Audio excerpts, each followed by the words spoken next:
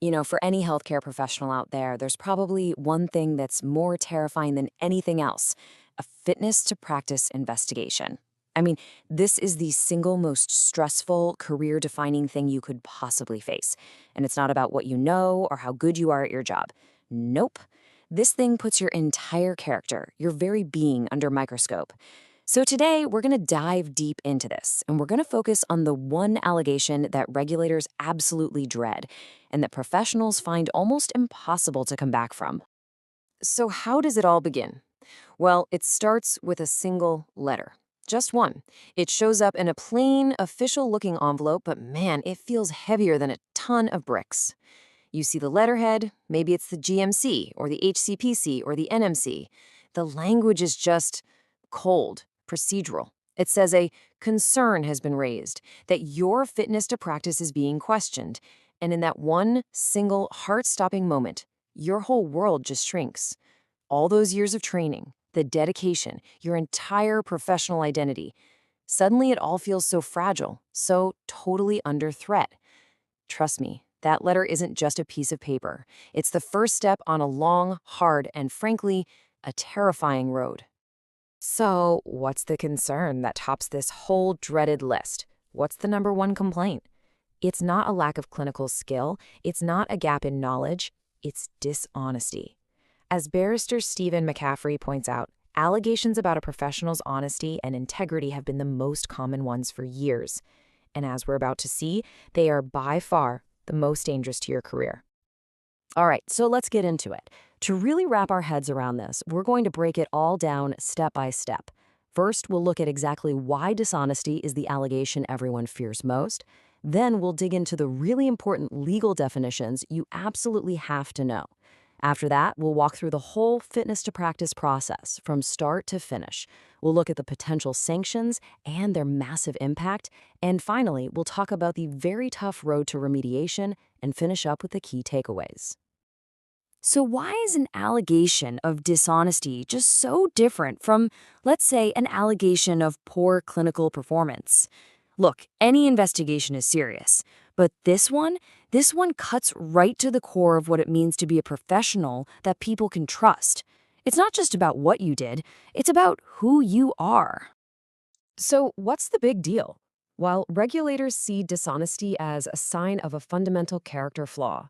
And think about it, right? You can retrain a clinical skill. You can fill a gap in your knowledge. But how do you fix a perceived lack of integrity? How do you prove you fundamentally changed who you are? It's incredibly, incredibly difficult. And that's exactly why the stakes are so high. We're talking about a huge risk of erasure, getting struck off the register for good, or at the very least, a really long suspension. And here's the kicker. It can come from anywhere. Falsifying patient records? Sure. But it could also be something that happened in your private life, completely separate from your job. And that brings us to maybe the most important question of all. We all throw around the word dishonest, but in a formal fitness to practice hearing, it has a very specific two-part legal meaning. And you have to understand this definition because it's the very foundation of the entire case that might be built against you. Okay, so before we can even get to dishonesty, we have to talk about the bigger bucket it falls into: misconduct. In this section, we're going to break down the exact legal terms every single healthcare professional should know, because in these hearings, words have a ton of power, and what they mean really, really matters. The groundwork for all this comes from a case called Roylands versus the GMC. The court defined misconduct as an act or an omission, meaning something you failed to do, that falls short of what would be proper. But here's the most important part. It can't just be some minor slip-up. The misconduct has to be serious. We're not talking about simple mistakes here. We're talking about a major departure from the standards that your peers and the public expect from you. Now, inside that frame of serious misconduct, we find the legal test for dishonesty. A tribunal has to be convinced of two things, not one, but both. First, the objective test. Would a normal, decent person on the street think the act was dishonest? Not your colleagues, just an ordinary person. Second, the subjective test. Did you, the professional, realize that what you were doing was dishonest by those same ordinary standards? This means an accidental mistake just isn't going to cut it. There has to be a conscious knowledge of the wrongdoing. Okay, time for a quick quiz to see if you've been paying attention. For an act to be legally called dishonest in one of these hearings, which of the following has to be true? A, your fellow professionals have to think it was dishonest. B, you must have intended to actually cause harm. C, that two-part test we just talked about, both the objective and subjective parts, has to be met. Or D, you have to have a history of doing similar things. Take a second, what do you think? And the answer is C. This is so important because it shows what a high bar a regulator has to clear. It's not just about what you did, it's also about what was going on in your head when you did it. They have to prove both that the act was dishonest and that you knew it was. This is often where the entire battle in these cases is fought. So, here's a big question. Does it matter if the dishonest act happened while you were treating a patient or if it happened in your personal life? A lot of professionals think that what they do on their own time is their own business, but regulators see it very differently. Of course, dishonesty in a clinical setting, like faking patient records, is a huge deal. But non-clinical stuff can be just as deadly for a career. We're talking about things like lying on a CV, financial crimes like tax evasion, or not telling your regulator about a criminal conviction. So why does your personal life matter so much? Well, this quote from the Professional Standards Authority really gets to the point. The worry isn't just about direct harm to a patient. It's about damaging the reputation of and the public's trust in the entire profession. The thinking is, if the public can't trust you to be honest about your taxes, how can they possibly trust you with their life? That's the real issue here, and it's why regulators take this stuff so seriously. All right, so we've got the key concepts down. Now let's actually map out the journey. What really happens after that awful letter lands on your doormat? The whole fitness to practice process can feel like a confusing, dark maze, but understanding the stages is really the first step to getting through it. This slide basically lays out the typical roadmap. We're using the HCPC as an example, but the stages are pretty similar no matter who your regulator is. It starts when a concern comes in and gets sorted. If it's serious enough, a case manager starts investigating, gathering documents and statements. Then comes a really critical stage, a private meeting of the investigating committee panel. They look at all the paperwork and decide if there's a case to answer. If they say no, it's over. If they say yes, it moves on to a full public final hearing. That's where a panel decides if your fitness to practice is impaired, and if it is, what happens next. And after all that, there's a right to appeal. Okay, another quick question about that process. What's the main job of that investigating committee panel, the one that meets in private? Is it A, to punish you, B, to decide if there's a case to answer, C, to try and mediate a solution, or D, to figure out the final sanction? The right answer is B. That committee is basically a filter. Its job isn't to decide if you're guilty or innocent, and it definitely doesn't punish anyone. It just looks at the evidence on paper and asks one question. Is there enough here to justify a full public hearing? It's a massive gateway, and a lot of cases actually get closed right at this stage. Now, there's one more really important thing to know about. What happens if the allegations are super serious, like they involve potential harm to patients right now? The regulator can't just wait months for a final hearing. In those cases, they can apply for what's called an interim order. This is like an emergency measure that can suspend you or put strict conditions on your practice while the full investigation happens. It's a powerful tool they use when they think there's an urgent need to protect the public. And that brings us to the part of the process that everybody dreads the most, the sanctions.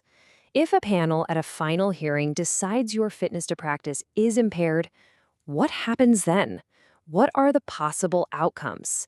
This is where everything gets devastatingly real. If you look here, you can see the whole ladder of sanctions, again, using the HCPC as our example. At the very bottom, a panel can decide to just take no further action. Moving up, you've got mediation, then a caution order, which is basically a formal warning on your record. A conditions of practice order means you can keep working, but with limits. A suspension order is a temporary ban, and then, at the very top, the ultimate sanction, a striking off order, which means you are kicked off the professional register. To give you a sense of this, let's look at a real number. Back in the 2003-2004 reporting period, the HCPC's Conduct and Competence panels handed out 7 striking off orders. Now, 7 might not sound like a huge number, but for those 7 people, it meant their careers were over. It's a sobering reminder that while it might not happen often, the worst-case scenario is absolutely real.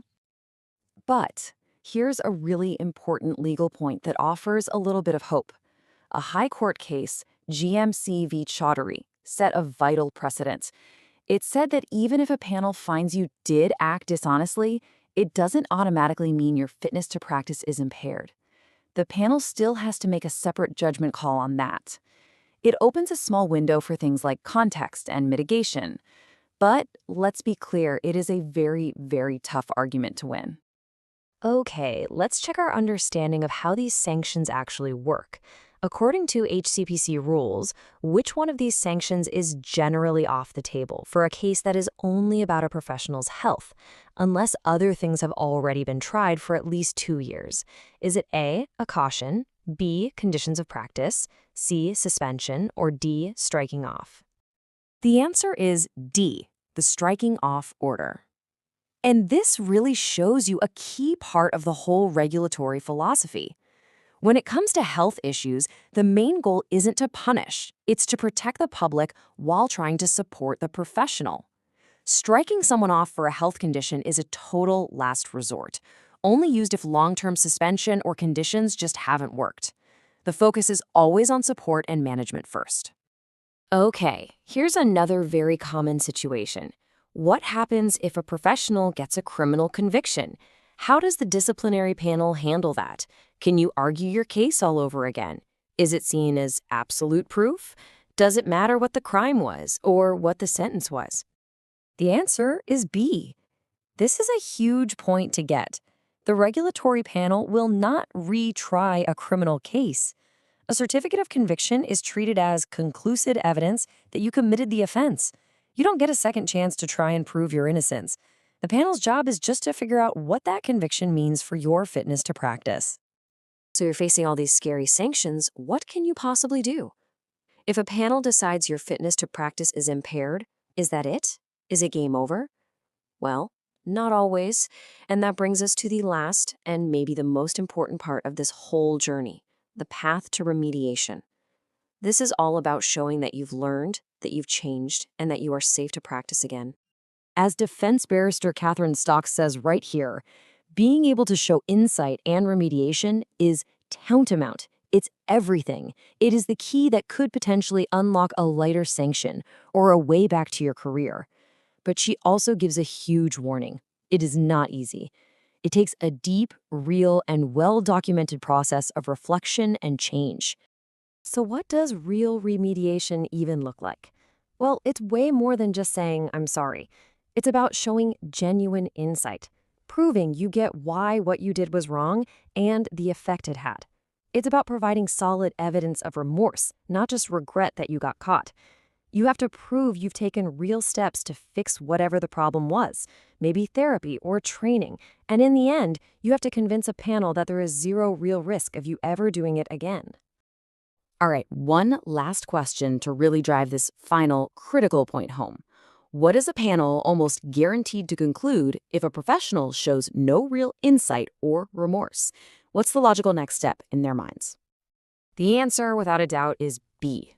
From the panel's point of view, a lack of insight is a giant red flag. It tells them that the professional just hasn't learned their lesson. And if you don't understand why what you did was so wrong, they're going to assume you're probably going to do it again. And that goes directly against their main job, which is to protect the public from future harm. So the bottom line here is that remediation isn't some quick fix. It's a long, tough process that needs a clear plan, a lot of soul searching, and usually specialist legal help. Especially with dishonesty cases, it is a massive uphill battle. But for those who are willing to put in the incredibly hard work, it can be a path back. Wow, we have covered a ton of ground today, all the way from the fear of that first letter to the hope of a second chance. So let's boil all of this down into the most important points that every single healthcare professional should walk away with. So here's what you need to remember. First, dishonesty is the number one and most dangerous allegation because it's seen as a character flaw that's hard to fix. Second, always remember that two-part legal test. It's got to be objectively dishonest, and you had to know it was. Third, your private life is not a private matter. What you do outside of work can end your career. Fourth, the fitness to practice process is a marathon, not a sprint, so you need to know the stages. And finally, if you're ever in this situation, the only way forward is through genuine, provable insight to show you're no longer a risk. We're going to end on a thought that really gets to the very heart of professional identity. The line between our personal and our professional lives is blurrier than it has ever been. And the cases we've talked about today force every one of us to ask a really deep question throughout our careers. When does a personal mistake, a lapse in judgment, a moment of weakness, cross that line and become a professional failing that puts everything you've ever worked for at risk? It's a question with no easy answer, but it's one that sits at the very heart of what it means to be trusted.